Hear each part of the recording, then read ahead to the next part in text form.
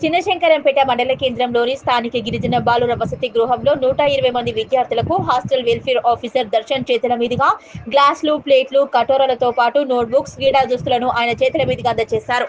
ఈ సందర్భంగా hostel welfare officer Darshan మాట్లాడుతూ ప్రభుత్వం నుంచి సరఫరా చేసిన క్రీడా దుస్తులతో పాటు నోట్బుక్స్, ప్లేట్లు, గ్లాసులు అందజేయడం జరిగిందని, విద్యార్థులకు మెరుగైన విద్యను అందించేందుకు ట్యూషన్ క్లాసులు నిర్వహించడం జరుగుతుందన్నారు.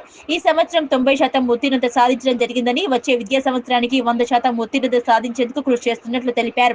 ఈ కార్యక్రమంలో hostel welfare officer Darshan, Venkataswamy, hostel సిబ్బంది పాల్గొన్నారు. చిన్న శంకరంపేట గిరిజన వసతి బాలుర వసతి గృహము శంకరంపేట విద్యార్థులకు ఈరోజు ప్రభుత్వం నుండి మంజూరైన ప్లేట్లు, గ్లాసులు, కటోరా, స్పూన్స్, నోట్బుక్స్ ఈరోజు పిల్లలకు ఇవ్వడం జరిగింది. ఇప్పుడు వాళ్ళకి స్పెషల్గా కొత్త మెనూ ఒకటి పెట్టుకున్నాము, అది అవైలబుల్లో ఉన్నది, మెయింటైన్ చేస్తున్నాము. వాళ్ళకు ఎగ్స్ కానీ బనానాస్ కానీ అన్ని డిస్ట్రిబ్యూట్ చేస్తున్నాము. ప్రకారము మెనూ ప్రకారం భోజనం అందిస్తున్నాము. ఉదయం కానీ, మధ్యాహ్నం కానీ, సాయంత్రం వేళలు కానీ మెనూ ప్రకారం అందిస్తున్నాము.